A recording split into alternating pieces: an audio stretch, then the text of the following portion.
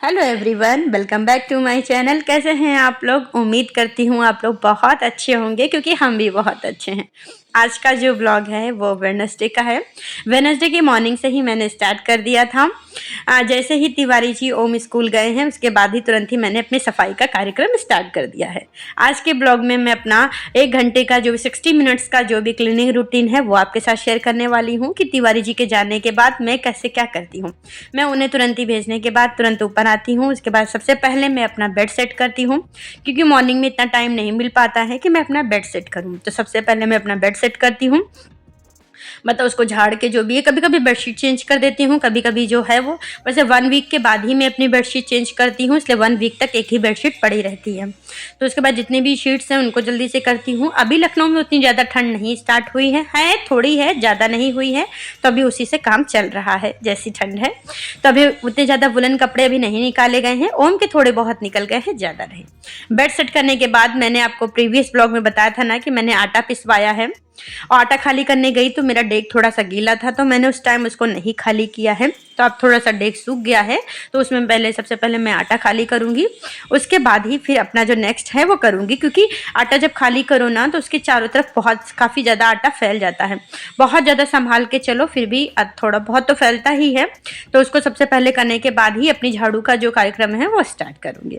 तो आटा खाली कर दिया डेग में। उसके बाद फिर मैंने उसमें लक्ष्मण रेखा से लाइनें बना दी ताकि चींटियां हैं उसके अंदर ना आए, क्योंकि यहाँ पे काफ़ी ज़्यादा चींटियां आ रही हैं, काफ़ी प्रॉब्लम हो रही है। कोई भी चीज़ रख दो तुरंत चींटियां आ जाती हैं। तो लक्ष्मण रेखा अगर खींच दो तो थोड़ा बहुत सेफ्टी रहती है, उतनी ज़्यादा चींटियां नहीं आती हैं।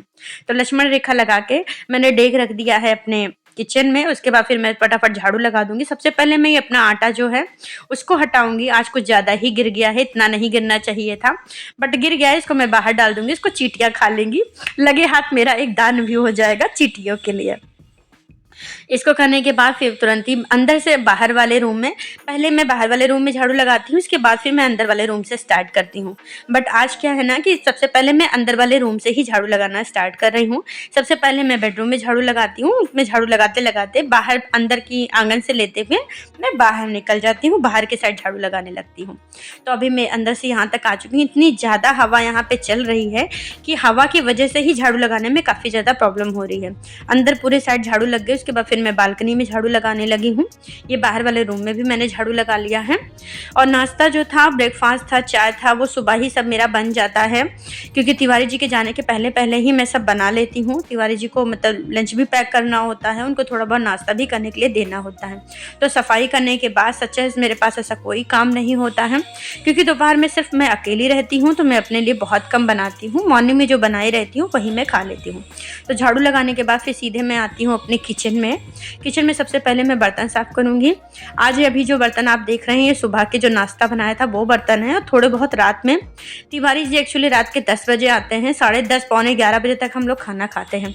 तो थोड़ा बहुत बर्तन मैं रात में धुल लेती हूँ। थोड़ा बहुत रह जाता है क्योंकि रात में वो जो लंच बॉक्स लाते हैं वो 10, साढ़े 10, सवा 10 के समथिंग लाते हैं, तो वो रख देती हूँ। तो थोड़े बहुत बर्तन थोड़े धुलती हूँ, थोड़े छोड़ देती हूँ। और ये सुबह नाश्ता के मिला के तो सबसे पहले मैं बर्तन धुल लेती हूँ खूब अच्छे से।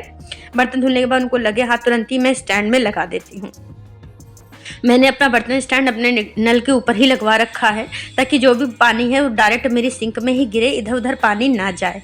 क्योंकि क्या होता है ना कि इधर उधर लगवा दो तो पूरी किचन में पानी पानी फैल जाता है। फिर एक जगह सारे बर्तन धुल के इकट्ठा करो, फिर उनको स्टैंड में लगाओ।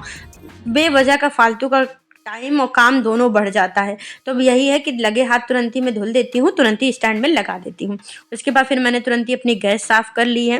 कभी कभी गैस को मैं साबुन से, मतलब जो ब्रश होता है उससे धुल लेती हूँ जब ज़्यादा गंदी होती है। वैसे 1 वीक में मैं पूरी कोशिश करती हूँ कि मैं साबुन से ही धुलूँ, नहीं तो फिर जो मेरे पास कपड़े होते हैं, टावल, जो मेरे पास पुरानी टावल होती हैं, पुरानी टी शर्ट्स होती हैं, उन्हीं का मैं पोछा बना लेती हूँ। मैं कभी भी पोछा खरीदती नहीं हूँ। 2-3 बार मैंने खरीदा भी, बट मुझे ये वो यूजलेस लगा, क्योंकि 1 महीने के बाद वो बेकार हो जाता है। और घर में वैसे भी पुराने कपड़े, फालतू कपड़े पड़े रहते हैं जो फट चुके हैं, दोबारा किसी के काम में नहीं आने वाले हैं, उन्हीं का मैं पोछा बना लेती हूँ। वैसे पोछा लगाने वाला तो मैंने मंगा लिया, पर मैं किचन में अक्सर उन्हीं कपड़ों का यूज़ करती हूँ। उनको गर्म पानी में खूब अच्छे से धुल लेती हूँ, वो साफ़ हो जाते हैं। उसके बाद फिर मैं उन्हीं का पोछा बना लेती हूँ। करने के बाद मैं अपनी सिंक धुलना कभी नहीं भूलती हूँ। बर्तन धुलने, गैस साफ़ करने के बाद सबसे पहले मैं अपनी सिंक साफ़ करती हूँ। सिंक साफ़ करने के बाद तुरंत ही फिर मैं बाथरूम में आ गई। थोड़े बहुत कपड़े थे, उन्हें साफ़ धुलना है मुझे। वैसे इतने कपड़े डेली नहीं होते हैं, आज हो गए हैं। एक्चुअली इसलिए हो गए हैं आज कि आज काफ़ी ज़्यादा कपड़े मतलब 1 वीक से मैंने कपड़े धुले भी नहीं थे, और थोड़े बहुत कपड़े ओम ओम तो एक दिन में 2-2 3-3 बार कपड़े चेंज करने लगे। इस चक्कर में कपड़े ज़्यादा हो गए। कपड़े धुलने के बाद नहा धोकर मैं आ गई हूँ। मेरा यही रूटीन होता है। सबसे पहले ये सब करने के बाद मैं नहा धो के मतलब नहा धो लिया, मैंने कपड़े वपड़े धुल लिए, बाथरूम साफ़ कर लिया। उसके बाद तुरंत ही नहाकर मैं निकली। आजकल इतनी ठंड हो रही है ना, पूरा फेस ड्राई हो जाता है। तो सबसे पहले मॉइस्चराइज़ करूँगी अपने फेस को, उसके फिर बालों में कॉम्ब करूँगी। और ये सब करने के बाद आज मैं पूजा नहीं करने वाली हूँ। आज मैं दूर से ही भगवान जी को प्रणाम करने वाली हूँ। चलिए फिर अपना ब्लॉग यहीं पे ख़त्म करते हैं। आई होप आपने मेरे इस ब्लॉग को एंजॉय किया होगा। फिर मिलते हैं आपसे नेक्स्ट